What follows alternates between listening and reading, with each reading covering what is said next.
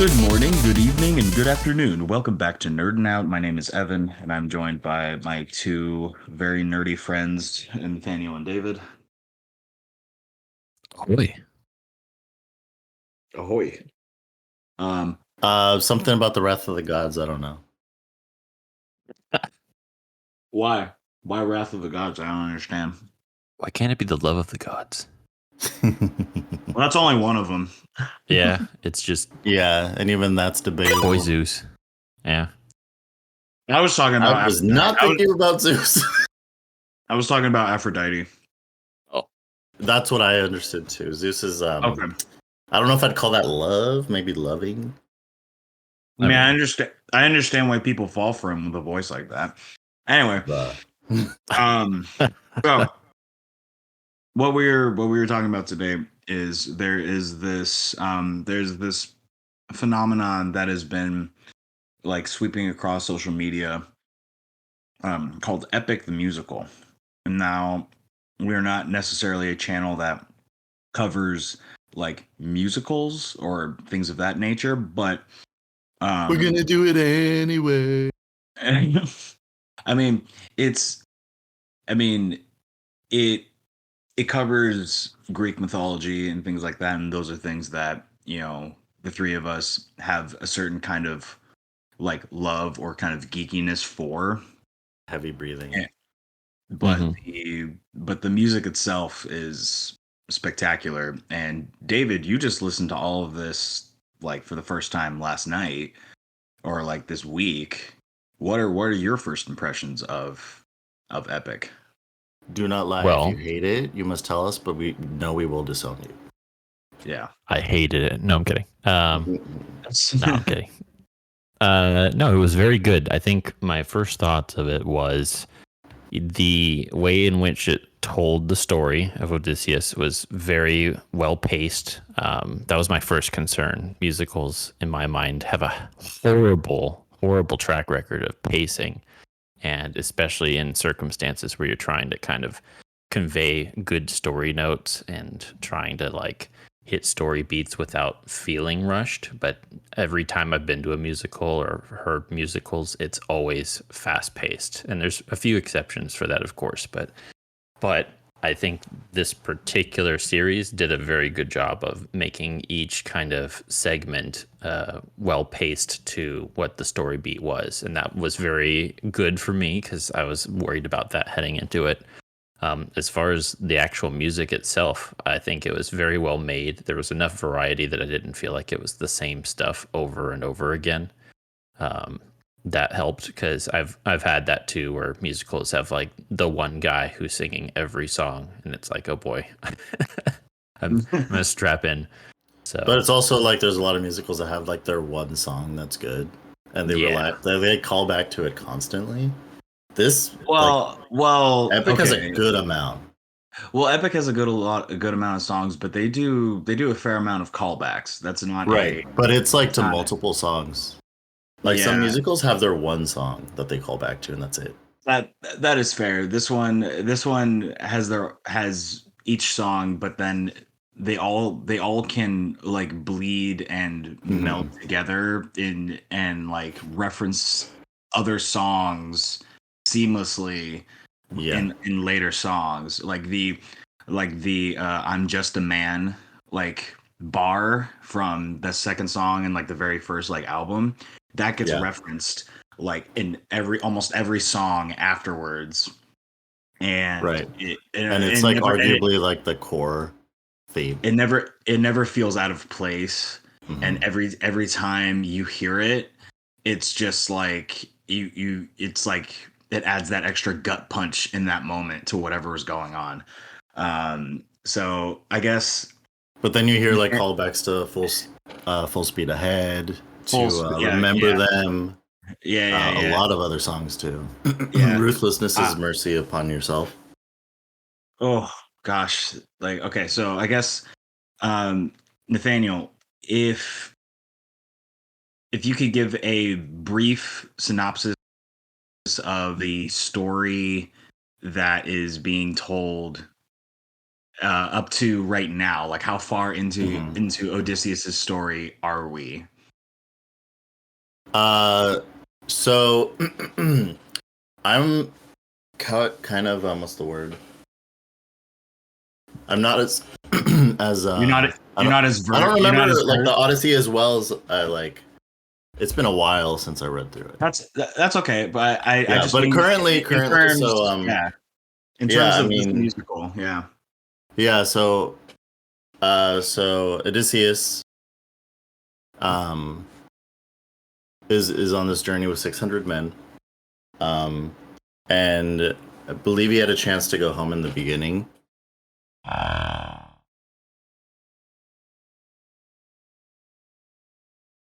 Okay. Yeah, I'm a little so it's okay. So it's split up into sagas. So the Troy saga is at the end of the Trojan War, where the Greeks used the Trojan horse to kind of invade and defeat the Trojans. Then it goes off into, full speed ahead, and like them trying to get home, trying to find food to feed everybody, and then it ends with kind of a little bit of a backstory to Athena and the goddess of wisdom and war. Her kind of partnership slash like friendship with Odysseus. Then he goes into the Cyclops saga where they find food. They mistakenly kill a Cyclops' sheep. There's a fight that breaks out, and then they blind the Cyclops to escape. And Odysseus reveals his name, and Athena cuts off ties with him. Then you have the Ocean Saga, which is essentially Poseidon's wrath. Because if you don't know Greek mythology, the Cyclopses or Cyclopses, whatever the plural is, the Cyclops, I don't know. They are children of Poseidon. So when Odysseus blinded the Cyclops and revealed his name, the Cyclops told his dad essentially, and which leads to probably my favorite song I think in the entire lineup, Ruthlessness, because in that song Poseidon essentially says, if you would have just killed my son, none of this would have happened, but you let him live and you revealed your name. Like, how stupid are you, man? And so, and then going leads Chad mode on him. Right, exactly. Then it leads to them escaping Circe's island, which is the witch that turns men into pigs. You meet Hermes, where Hermes helps Odysseus save his men, which I think wouldn't you like is I think my favorite song from the Circe saga. I think that's my favorite one. And then that leads to, and then she changes her mind and helps them evade Poseidon by sending them to the underworld to find this prophet that he will give them a way to get home. And he goes, nah, I don't got anything for you. And they go, what? And which leads to the Thunder Saga, which is the most recent one that came out. And Odysseus has kind of changed and resolved himself to become the cold-hearted monster that will lead them home. Mm-hmm. Because up to this point, he had been trying his best to maintain his humanity and spare, not kill, basically. Yeah, and spare and be merciful as he can. But he's like, okay, that's not going to work anymore. I have to be more ruthless. Because how many men had he lost at this point? He had lost. He went from 600 before the Cyclops. Then I think he lost probably a dozen in the Cyclops. He had 500 and something men. And then after Poseidon was done with him, he only had 43 left. Yeah. Mm. So his numbers dwindled quickly. So yeah. And then in the Thunder Saga, there's the Sirens, there's Scylla, which then Odysseus sacrifices some men to escape. There's a mutiny. Then they wind up on this island of Apollo, the sun god. where they kill one of his cows, which brings the wrath of Zeus.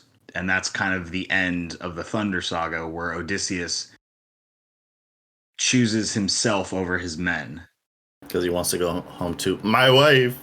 Yeah, Penelope. Penelope and Telemachus. Yeah. So that is the story as we have it. There's phenomenal summary. I mean, yeah, we're not we even need to done with do it a either. summary of my when I die in 500 years or whatever. If 500 years when you die, yeah, 100%. But yeah, so I guess that being said, and I kind of alluded to it a little bit in that synopsis.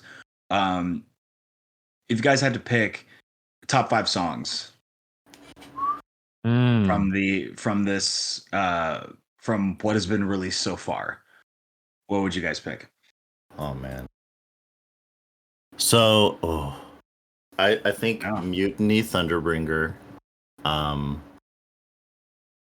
those two peak, and the way they lead into, I mean, all of the Thunder Saga, like I feel like more than some of the other sagas, they all bleed into each other so well, not just like thematically and musically, but like story wise, it's just like that perfect emotional punch. And maybe it's because of where they are in the timeline. Like there's so many emotional payoffs, so many thematic payoffs. Like the transformation of Odysseus is just so well done at that. Like it's that climax story wise and musically that's so good. Mutiny and Thunderbringer, I would say Ruthlessness. Warrior of the Mind. Yeah, it's hard. David, what about you? What if you maybe top 5 is a little hard because you have remember to them. like you have to you have to like sift through more of them. It's a lot. But if you had to pick like a top 3, I guess. Well, the first one that I actually like, I want a top 10. Say that's too many. Yes, Dave. Yeah, I'd say Full Speed Ahead was a good start. I like that one in the beginning series for that first section, the first 5 songs. I'd say that one's probably the best. Yeah, I think I like that one of that. Polyphemus, I like that one. First song for the Cyclops Saga was very, very good. The other 3 were good. They were more thematic and more storytelling than they were songs. But the first song was very, very good. I liked that one. Let me see. I think the Ocean Saga was. Yeah, he did. He had a super deep voice, and that was kind of like. I think that's what was good of that. The beginning song kind of really introducing. It was a good surprise. You weren't expecting it because everything up to that point hadn't been that like modulated. I guess it's clear that his voice was pitched. Like that's not. Yeah, he came and he was like, "You do it." Well, I mean, I think they got someone. It's the other way. I think they got someone with a deep voice, and they're just like, it's like, yeah, we can pitch that down a little bit deeper. We can make that scarier, and they did for sure. Yeah, they slammed it to the basement of sound. But yeah, and then of the Ocean Saga, I would say Ruthlessness probably. That was probably the best of that group, and a good end stone of those songs as well. I think. Let me see if I had to remember any other ones. Monster was good, and yeah, Thunderbringer was probably the best at the end of it thus far. Yeah, and of the Odysseus saga, it's not even at the end of it, but yeah, it'd be interesting to see what if they continued it, where they would go from here. Oftentimes, people will just end with that. Like this is pretty much the majority of what is told from Odysseus's life, even though there is more to it because he returns to Ithaca, and there's more in the story of his life. There's more, but of the more mythical stuff, this is kind of. I don't know how much more they're doing. Do you know? Yes, I do actually. So Jorge, the brilliant mind behind this whole musical, he did he released a video that mapped out he's doing the entire Odyssey. Like he's not doing So the next up is the Wisdom Saga, which I think has like 5 or 6 songs in it, I think. Um but yeah, so which has a one of so he's been doing like little snippets and stuff and releasing like little clips of like some of the songs that he has ready, and that's also how he's been getting auditions for things too, which is I think is brilliant. But I think they have everything recorded now, so I don't think that anyone can audition anymore. But he was there is this one song that has only ever really been released in like little bits, and there hasn't been fully released yet. It's called God Games. And essentially, when in the story, when Odysseus gets banished and he gets kind of like stuck on that island, and with Calypso, Athena tries to vouch for him to get him freed, essentially, from that. And Zeus essentially is just like, all right, cool. Let's make this a game. Convince each of them that he should be released, and I'll release him. And she goes, "Who's they?" And he has this whole thing where he goes, "Apollo, Hephaestus," and it's like it's really, and so he goes through all of the gods that she has to convince to let him go, and that's in the Wisdom Saga. And I think another one from the Wisdom Saga I think is Get in the Water, which Poseidon comes back to kind of like coax Odysseus into the water, essentially, and there's a lot of stuff that's still coming. So I think there's only like 4 sagas left, I think. Oh, that's a good amount. Yeah, but he went from releasing them like once a year to like he's been releasing them. He's released I think 3 sagas this year already. Yeah. Wow. Yeah. So he went from it out. Yeah, he went from the Troy Saga came out in 22, I think, and then the Cyclops Saga came out in 23. No, it was 21 and then 22, and then. But then he also re-recorded the first 2 sagas and re-released them this year too. Like that's really yes, because those are now like concert album like concepts, not like the original concept albums. So it's like now they're done. Well, they're also like under his label. Apparently, the other label hadn't been paid out at all for the first 2. Okay. Well, so he had to re-record them so he could get royalties because the whatever publishing company was withholding. Because record labels, don't we love them? Yeah, absolutely. Yeah. So, but yeah, and then the Ocean Saga came out Christmas of I think 2022 or 23, and then 3 sagas dropped this year. So I'm assuming he's planning on dropping another like maybe 1 or 2 before this year's done. But at the rate he's going, yeah. I mean, I would love for the next one to come out. That would be awesome. Yeah, because Thunder Saga came out less than a week ago. It came out 2 days ago. Man, it feels like longer. I've been listening to it so much. Thunderbringer just slaps so hard. Thunderbringer. That voice. It's so operatic.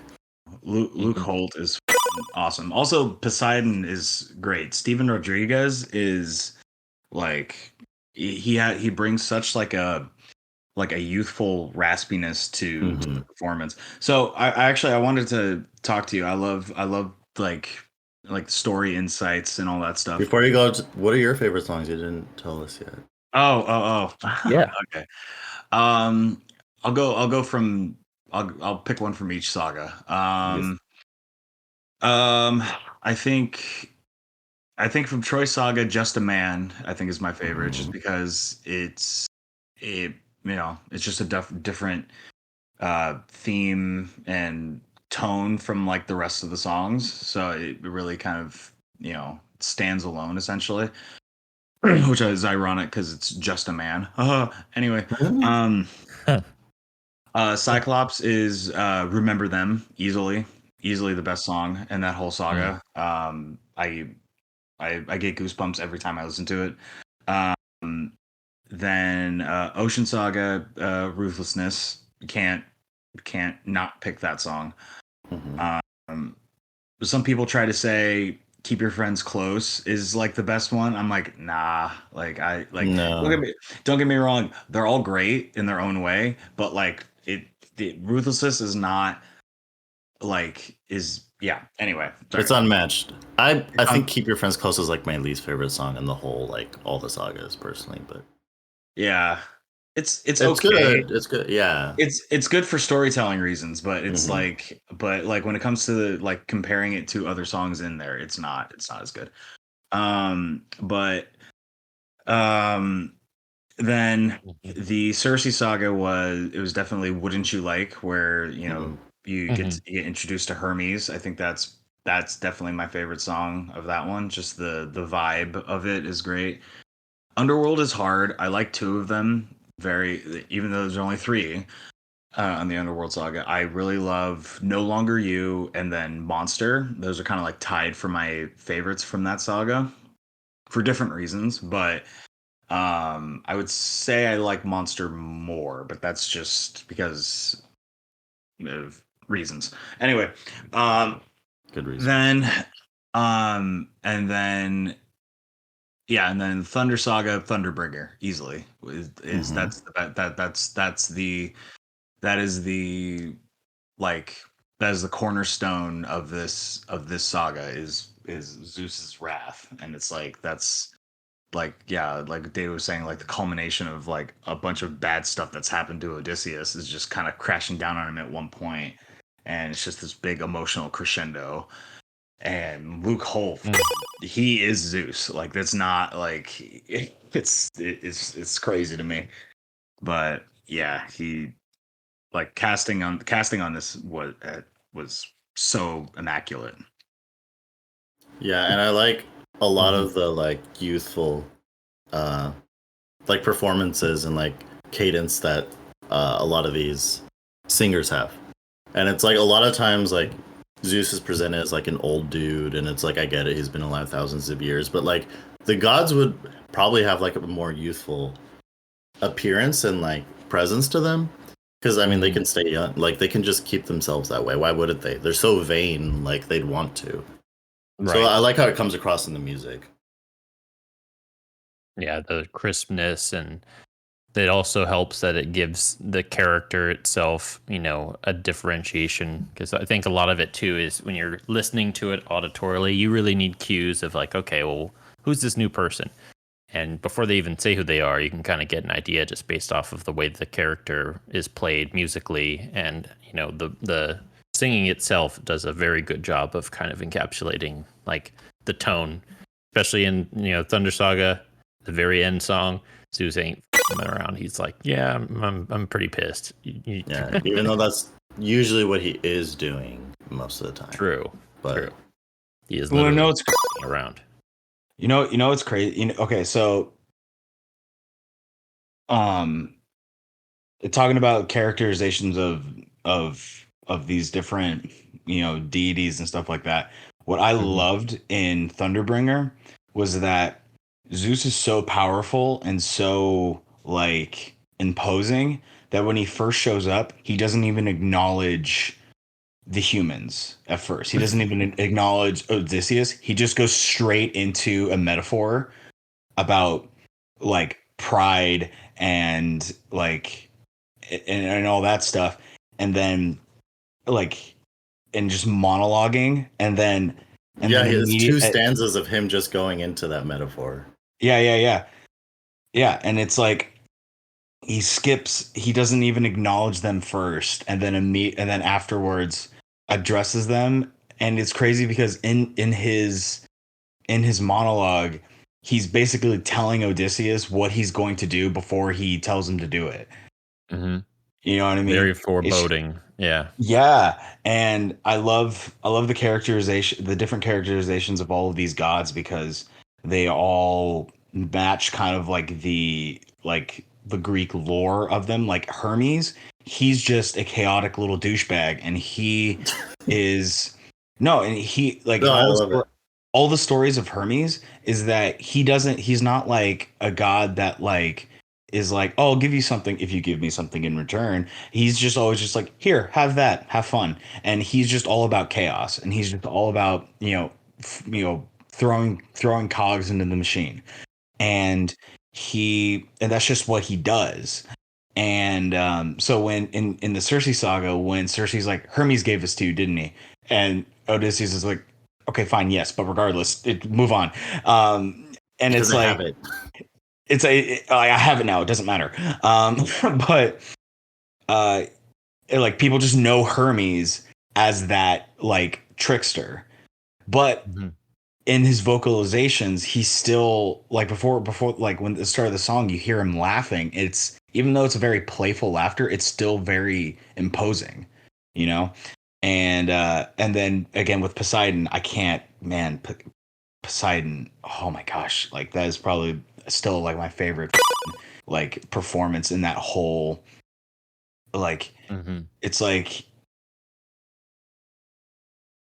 jeez, but what about the performance do you think really do you think it's just the tone, or like what are the it's the grit.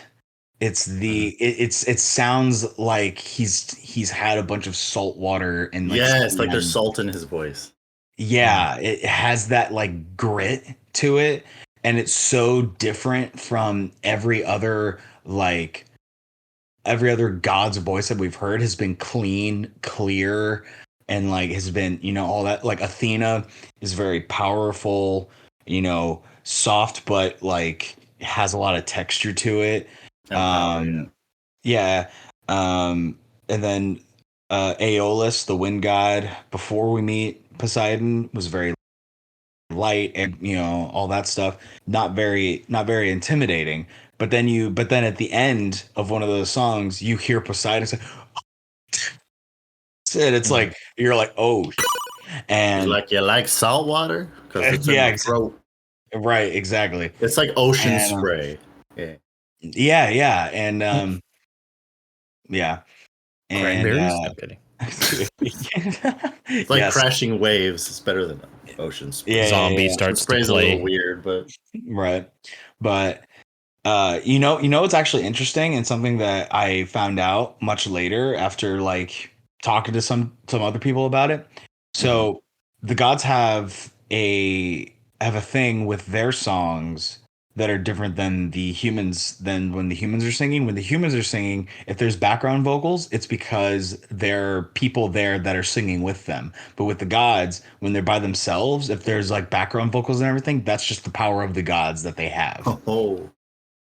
Very nice. And it's a very interesting like storytelling element to it, where it's like in the beginning of Ruthlessness, I mean, when you hear like Poseidon, like that's just Poseidon's power. That's not even like, there's not like a chorus of like sea people singing with him. It's just him. Just his presence, basically. It's just his aura, his stand. Like pretty much, man. Well, it's like when Zeus comes in, like we were talking about, like the just two stanzas of him going off, like it's just about him, basically, like it always is. And when he finally addresses Odysseus, it's not an introduction, it's just like he talks to him like he already knows him. He doesn't even have to say I'm Zeus. He's just like, no, exactly. He's just like, I'm going to go into conversation with you. You don't need to know who I am because you already know. I'm not going to introduce myself. Stanzas singing about myself. So it's these gods are like so self-possessed and so like self-important, and like everyone, they're so powerful. Yeah, I like that a lot, that they don't have really, they don't need anyone to back them up because they already have their own back. And just how casual Zeus is too, where he has this whole thing about like pride is a damsel in distress, and all that stuff. And then he was like, so tell me, Odysseus, so if I, and it just immediately just goes starting to talk to him on a first name. It's like, basis. I already know you're the king of Ithaca. I already know all this stuff. Let me just give you a choice because I'm bored. And he's so, and and it's so like playful in a way too, where he's like, it's like, enlighten me, King of Ithaca, and it's just like, I just imagine like him like shaking his head condescendingly when he says it, just like King of Ithaca, like yeah, okay, whatever, buddy, like that means anything. Yeah, and it's like every time the gods come in, it's just like they just come up and like shake things up, and like it's like just because they're bored and just because they can.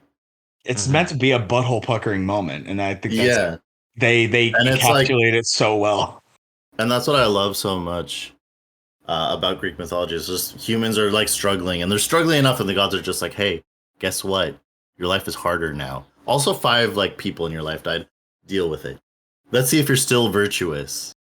It has a definite tone the whole time. It's always about like struggling, and like there's a lot of like familiar tones in the Odyssey. A lot of it's like wandering, tests, omens, you have to like struggle with tradition, struggle with, whether or not you're going to have the homecoming that you're hoping for. The whole idea is he's just trying to get home. That's all he's trying to do, is go and come back, and that's it. And this is the circumstance that he befalls him and his crew, is just sucks. But 10 years of it plus. Yeah, well, and that's even the thing too, is this next section he's going to be doing. He's stuck on that island, I think, for like 2 years or something. So it's not going to be a fun time for Odysseus, because I think by the end of the book, his son is like 16 or 17. So he's been gone that long. Like it's pretty ridiculous how long he has had to suffer for just getting home. Like I remember I told a friend, you all know Preston. I was talking to him about the Odyssey a little bit a while ago, and he's never read it. I had the book, so I was like, "Oh, I can lend it to you." He's like, "Nah." He's like, "I'll read it in my own time." I'm just like, you could probably just watch it, but I'll probably just throw him this stuff because this is way more palatable. Yeah, he probably digested a lot. Yeah, and even plus, though they I think some stuff. Yeah, well, even still, I mean, they keep to the tone pretty well. I mean, there's things that they skip over, which is whatever, it doesn't matter. But I mean, thematically, everything it hits every story beat. Jorge actually had a thing where he said, where he had a video where people were like asking him if this was a good substitute for reading the Odyssey, like for their class, and he goes, "No, please read the Odyssey. This is not. You're gonna fail your class. This is a dramatic retelling. I skip a lot of stuff. You need just read the Odyssey, please." Yep. And that's the sad part. And what's cool about this is I just sent it in the chat, but there are a lot of animatics that YouTubers make of all of these songs to give you a better like visual representation. This is one I just sent you guys. That's an animatic for a segment of God games that that I think is in the Wisdom Saga. So that's coming out in the next album. So I'm super excited about that. But when we're done with this, you guys can click on Lightning Intensifies. Oh yeah, and watch that. It's only like a couple minutes, or if that. I think it's even shorter than that. I think it's only. Yeah, I'm definitely gonna consume that like one of them sheep.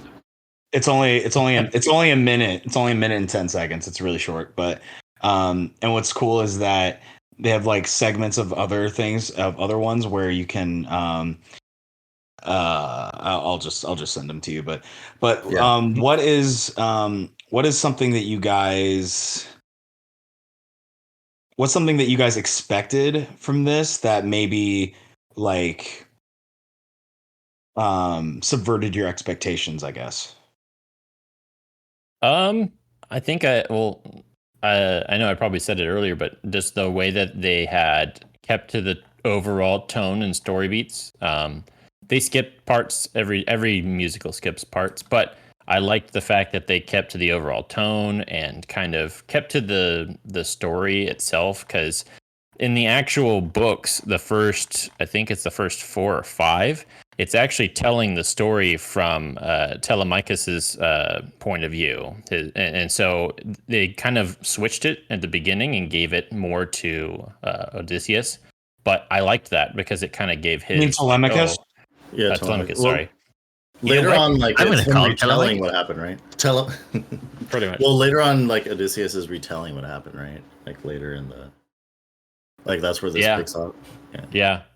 The ending books, he's basically like, here's all the shit I went through, and he's basically recanting most of the books back. But yeah, it's good that they kept it to where you kind of can see the struggle, the interpersonal struggle. For all I know, the only time I've remembered seeing the Odyssey portrayed was in like a old mini series from like 1990s. Like Christopher Lee was in it, and a bunch of other old fogies that are probably not alive anymore. But I mean, that's the thing, is this isn't even like struck on much, so I think this is a good revival for a lot of people to get used to or acquainted or even just familiar with this excellent literature work. Because I get it, it's intimidating, because my God, if you've seen a single leather-bound version of the full recanting of the Odyssey, it's just intimidating. There's too much. But I think this helps a lot, because I mean, especially when you tell somebody, hey, you want to read 24 books, all portraying one guy's trip, it's like, nah, I think I'm good. But you give them this, an hour and almost 2 hours, I think. It'll probably be more by for now, the end. It's it's palatable. It's hitting every story beat. Yeah, it keeps you engaged. It also helps you I think it also helps you remember. I know a lot of people, when it comes to music, they can recant things and remember things better. But I appreciate the fact that they kept with the story. They've kept the perspectives there, and as well as allowed other pieces and people in the story to interlude and still have consistency. That's what I appreciate a lot, because I mean, it is difficult to keep consistent. Yeah. So I was gonna say, I showed this to you on Christmas last year, Nathaniel, and you had never heard of it until we heard it in the car together, I think. Yeah, I picked you up and I was listening to it, and you're like, "Oh, what's that?" I'm like, "Have you ever heard of this?" And he goes, "No." And I just started from the beginning and started playing him, and you were just like, "Oh my gosh, this is so good!" And I'm like, I was just like self-imploding the whole time in the car. Like, I was just like, "Wow, have I not heard of this?" Yeah, I was just like, oh, so emotional and like just beating it up. Oh, like feeling every song. It's like I feel like it does such a good job of capturing the emotion and like the moral and like human weight of Odysseus' journey. Like, I love how they do such a good job of like he does have a playfulness to him, even like he has like this moral compass at the beginning. He does want to get back to his family, like, above everything, but he's also trying to like go about things the right way. But at the same time, and he's witty and he like outwits so many different characters and monsters. But then it's like he also does really stupid things. Hey, Cyclops. Guess who I am? You want to know my name? It's like, bro, like, really? And it's because pride, hubris, like. He's the worst kind of good because he's not even great. Oh, that's such a good line. But it's like, by the end, he's like kind of cast everything aside, but at the same time, he's kept his core, like, core, I guess, drive. His core motivation is to get home to his family, but now he cares less and less on how he gets there. And it's like 10 years. Like, I get it. Like, I just want to get back. Like, that's a long time to be away from like what you love the most. Super long, dude. That brings a whole new meaning to my dad left for milk. Now you understand why it took him so long. Yeah. It is definitely up there with like some of like my favorite pieces of media, and to bring it back to D&D, it like these songs give me a lot of inspiration for running my games and for like story points, and also just like themes and like feelings that I'm trying to invoke and things like that. So it's an interesting. What's the timelessness of like the Odyssey and the Iliad and all these like great epics. Yeah, but With that being said, you can find this particular piece of media on pretty much anywhere you can find music now, on like Apple, on Spotify, and I highly recommend giving it a listen. Jorge and his crew have done such a good job, so definitely give them the attention and the support they deserve, because this is a unprecedented like form of like music, or like musical, that's being released right now, that I don't think we'll ever really see again. And I'm surprised they haven't done this before. Like, it's pretty crazy. This is a musical event that is going to be talked about for years to come. So be a part of history and enjoy it while it's fresh. Mm-hmm. Be part of the people. Yeah, be part of the group that was listening to it before it was cool. Because I still think we're in that window where not a lot of people know about it yet. So yeah, we can't scream first in the comments, but we can certainly wear the fedora and scarf. Yes, drinking our hazy IPA, saying, "Yeah, I found this long ago," and exactly. Yeah, and if my grandpa hasn't talked about it, then it's not popular yet. Exactly. I mean, he has been dead for 40 years, but that's besides the point. Oh, okay. I mean, well, I'm sure he would think the Odyssey is popular. Yeah, probably. I mean, that's hundreds of years after. Yeah. Anyway, thank you so much for listening. And we will catch you on the next one. Bye-bye. Besitos.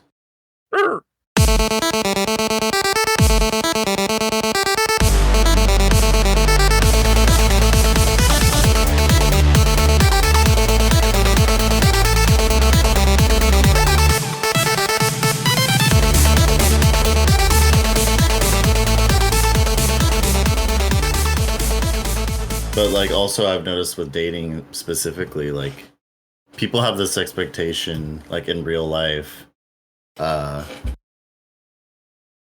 they transfer over to the app. It's like, I'm only gonna like date someone if I don't know them.